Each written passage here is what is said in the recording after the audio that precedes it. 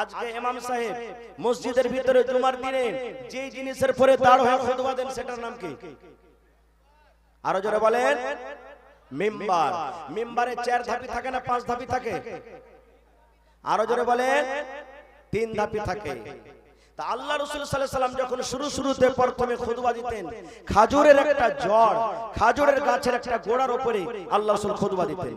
কিছুদিন পর একটা মহিলা এসে আল্লাহ রাসূলকে বলছেন, হুজুর আমার একটা ভালো ফার্নিচার মিস্ত্রি আছে, লকড়ির মিস্ত্রি, যদি আপনি আদেশ করেন তাহলে আপনার জন্য একটা সুন্দর নতুন করে মিম্বার তৈরি করে দেব, আপনি সেই মিম্বারের উপরে দাঁড় হয়ে খুতবা দিবেন। রাসূল বললেন ঠিক আছে। এবার নতুন করে মিম্বার করে আল্লাহ রাসূলকে দিয়ে দিলেন।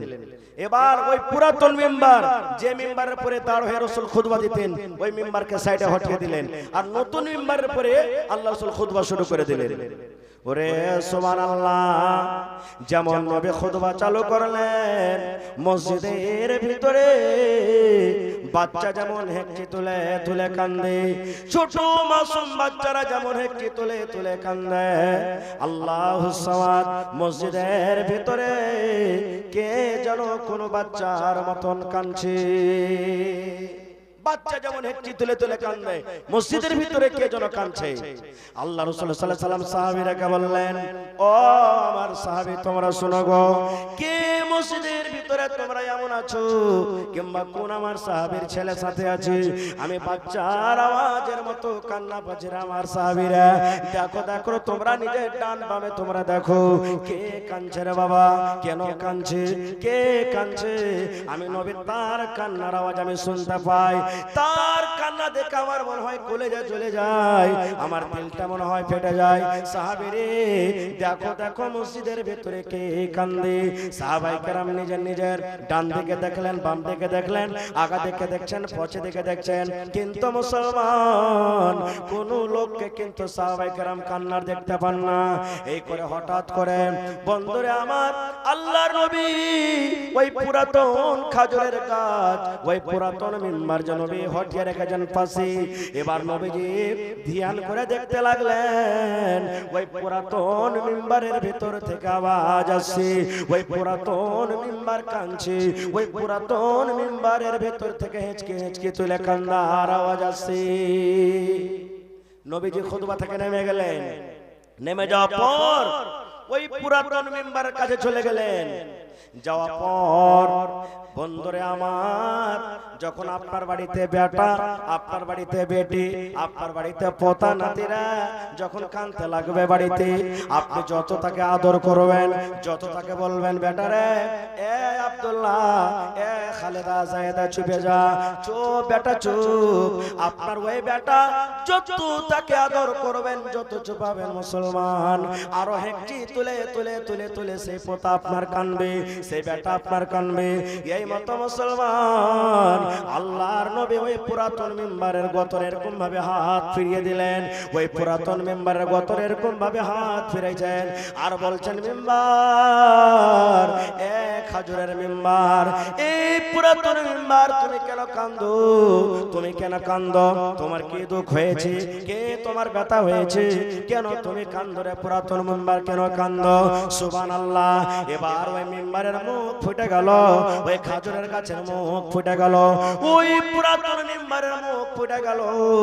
এবার ওই লোকের মিম্বার বলছেন, ইয়া রাসূলুল্লাহ, ইয়া হাবিবাল্লাহ, আল্লাহ রাসূল গো, এই জন্য আমি কান্দি গো দয়ার নবী, এতদিন আপনি দয়ার নবী, দয়ার রাসূল, দয়ার হাবিব, আমার উপরে দাঁড় হয়ে হয়ে আপনি খুতবা দিলেন, আপনার কথাগুলো আমি শুনতে পাচ্ছিলাম, আপনার কথাগুলো আমি কাছে থেকে শুনছিলাম গো দয়ার নবী, আপনার পা মুবারক দুটো আমার পরে থাকতো, এখন আপনি পুরাতন মিম্বার বলে আপনি আমাকে দূরে সরিয়ে দিলেন, আপনার কথাগুলো আমি আর কাছে শুনতে পাবো না, আপনি আমার উপরে আর দাঁড়াবেন না, এই জন্য আমার মনটা ভেঙে গেছে, এই জন্য নবী গো আমার কান্না বের হয়ে গেল।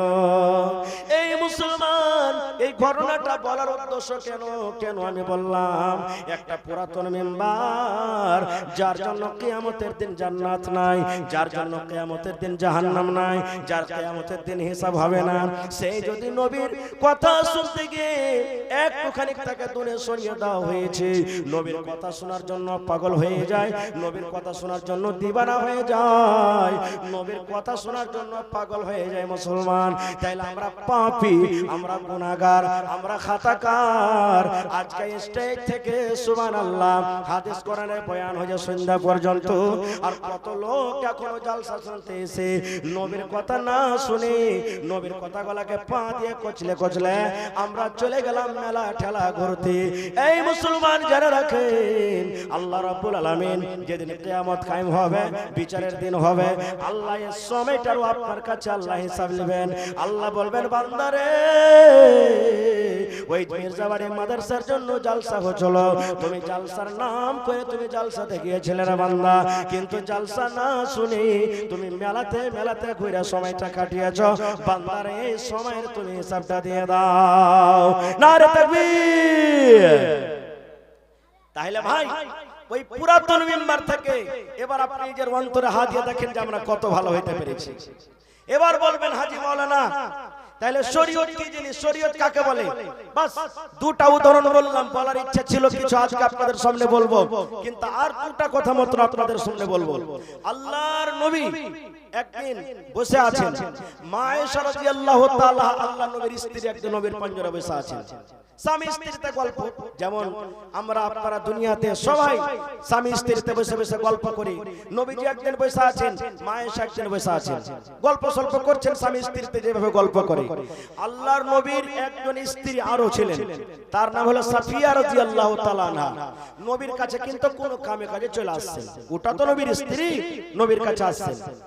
মা আয়েশা রাদিয়াল্লাহু তাআলা আনহা তখন নবীকে ইশারা করে বলছেন, হুজুর এই দেখেন, ইশারা করে বলছেন, হুজুর এই দেখেন আপনার স্ত্রী নাটিকে দেখেন। সাফিয়া নাটি মানে সাফিয়া রাদিয়াল্লাহু তাআলা একটু সাইজে নাটা ছিলেন, দেখতে নাটা।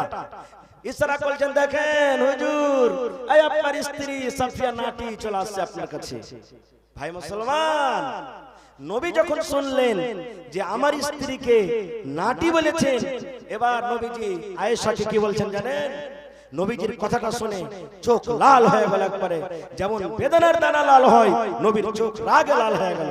এবার রাসূল আয়েশাকে কি বলছেন জানেন? রে আমার বিবি আয়েশা, হে আমার বিবি শুনে নাও, তুমি একটা লোককে নাটি কিংবা বাটি বলেছ আয়েশা। যারা নাটি ওরাও আল্লাহর তৈরি, যারা লম্বা ওরাও আল্লাহর তৈরি, যারা কালো ওরাও আল্লাহর তৈরি, যারা ধলো ওরাও আল্লাহর তৈরি, যারা পাতলা ওরাও আল্লাহর তৈরি, যারা মোটা ওরাও আল্লাহর তৈরি। আয়েশা আমার বিবি শুনে নাও, তুমি একটা লোককে নাটি কিংবা বাটি বলেছ আয়েশা শুনে নাও। এই কথাটা আল্লাহর নিকটে এত খারাপ, এই কথাটা আল্লাহর কাছে এত খারাপ, আল্লাহর নিকটে এত খারাপ। এই কথাটাকে ধরে যদি একটা সমুদ্রে ছেড়ে দেওয়া হয়, এর নাটা এবং বাটা কথাটাকে ধরে একটা যদি সমুদ্রে ছেড়ে দেওয়া হয়, একটা যদি নদীতে ছেড়ে দেওয়া হয়, এই আয়েশা শুনে নাও, সমস্ত নদীর পানি, সমস্ত সমুদ্রের পানি দুর্গন্ধ হয়ে যাবে। দুর্গন্ধের কারণে ওই নদীর পানি পান করা যাবে না। এত কথাটা খারাপ, কথাটা ধরে যদি সমুদ্রে ছাড়া হয়, সমুদ্রের পানি দুর্গন্ধ হয়ে যাবে, পান করা যাবে না। তাইলে ভাই যদি একটা লাঠি মাটি কথা বলাতে যদি এতখানি অপরাধ হয়, তাইলে মুসলমান বলেন চলে গেলেন গেরুয়া চক, চলে গেলেন মির্জাবাড়ি চক, চা পান করছেন, পান খাইছেন, বিস্কিট খাইছেন, অমুক মাদানি এরকম, অমুক মাওলানা এরকম, অমুক হাজি এরকম, অমুক নমাজি এরকম। আর ওই মাদানি তো হারাম খায়, ওই মাওলানা তো হারাম খায়, ওই নমাজি দাড়ি রেখেছে, দাড়ির কোনো কাম দিবে না রে, দিবে না। এই যে 24 ঘন্টা আমরা সব সময় গীবত করে চগল করে করে, ভাই মুসলমান বলে দেখেন নিজের আমলটা নবীর তারিখে মতো আমরা কতটুকু কাটাই। বাবা চিন্তা করেছেন কতটুকু আমরা কাটাচ্ছি? এবার ওই নবীজি মায়ের সাথে কত ভালোবাসতেন, যেই বিবির পরে নাটা কথা কহার কারণে রাগলেন, নবী তাকে কতটুকু ভালোবাসতেন। এই ভালোবাসার একটা হাদিস শুনলেন, সুবহানাল্লাহ। আল্লাহর নবীর স্ত্রী মা আয়েশা রাদিয়াল্লাহু তাআলা আনহা বলেন, আমি মাসিকের হালাতে থাকতাম, আমি হাইজের হালাতে থাকতাম। ওরে সুবহানাল্লাহ, আমার নবী আমার পাঞ্জরে বসে থাকতেন। আল্লাহর নবীর স্ত্রী মা আয়েশা বলেন, আমি বসে থাকতাম, আমার নবী বসে থাকতেন, আর গিলাসে পানি কিংবা দুধ আমি পান করতাম। আমার নবী টুক টুক টুক টুক করে আমার দিকে দেখতেন। মা আয়েশা বলেন, আমি দুধ পান করতে করতে, আমি পানি পান করতে করতে হয়তো এক গ্লাসের মধ্যে আমি 2 ঢোক খাইলাম, আমি 3 ঢোক খাইলাম, 8 গ্লাস খাইলাম, আর খাওয়ার পর আমি গ্লাসটাকে রেখে দিতাম। আল্লাহর নবী চট করে ওই গ্লাসটাকে তুলে নিতেন, আর ওই গ্লাসটাকে উঠিয়ে নেওয়ার পর মা আয়েশা বলেন, যে জায়গাতে আমি ঠোঁট লাগায়, যে জায়গাতে আমি মুখ লাগায়, যে জায়গাতে আমি ঠোঁট লাগায় আয়েশা পানি পান করতাম, আমার দয়ার নবী আমার গ্লাসটা রাখার পর ওই জায়গাতে মুখ লাগায় নবী পানি পান করতেন। শুধু তা নয় রে মুসলমান, মা আয়েশা বলেন, আমি গোশত ছিঁড়া ছিঁড়া খাইতাম, আমি হাড্ডি চুষা চুষা খাইতাম, আমি দাঁত দিয়ে কামড়ে কামড়ে গোশত আমি ছিঁড়তাম। মা আয়েশা বলেন, ওই পিসটাকে আমি থালাতে রেখে দিতাম। আমার দয়ার নবী আমার দিকে দেখতেন, দেখা পর আয়েশা বলেন, যেই জায়গাতে আমি মুখ লাগায় দাঁত লাগায় আমি আয়েশা কামড় দিয়েছি, ওরে সুবহানাল্লাহ, আমার দয়ার নবী আমি যে জায়গাতে ঠোঁট লাগায়, যে জায়গাতে মুখ লাগায় দাঁত লাগায় আমি গোশতে কামড় দিয়েছি, আমার দয়ার নবী ওই জায়গাতে মুখ লাগায় নবী কামড় দিয়েছে। এত ভালোবাসা প্যারি বিবি, সুবহানাল্লাহ। সেই মুখে একটু নাটি কথা বলে গেছেন, যার কারণে রাসূল তারপরে কত বড় রাগ করলেন আর তাকে কত বড় শাস্তির কথা বলে দিলেন। সুবহানাল্লাহ। একটুখানি ভাবা চিন্তা করছে, হায় রে আল্লাহ। আর একটা কথা বলে দিই, নবী সাল্লাল্লাহু আলাইহি সাল্লামের তরিকা, নবীজির সুন্নাত, যে স্বামী স্ত্রী একই প্লেটে ভাত খেতে পারে, যেমন একই বিছানে দুজনে ঘুমায়, এই মতো কোনদিন মাঝে মাঝে একই সাথে প্লেটে ভাত খাবেন। আল্লাহুস সামাদ, এতে মহব্বত বাড়বে, এতে প্যার বাড়বে, এতে ভালোবাসা বাড়বে। ভাই মুসলমান, আল্লাহ রাসূল বলেছেন, মানুষের শরীরে মাথার চানি থেকে নিয়ে পার তলা পর্যন্ত 360টা জোড় আছে। কয়টা জোড় আছে ভাই? জোড়া বলেন, কয়টা জোড় আছে? 360টা। প্রত্যেক মানুষের মাথার চানি থেকে নিয়ে পার তলা পর্যন্ত জোড় আছে। রাসূল বলেছেন যে প্রত্যেক জোড়ে জোড়ে প্রত্যেক মুসলমানকে প্রত্যেক দিন সাদকা করতে হবে, প্রত্যেকদিন সাদকা করতে হবে।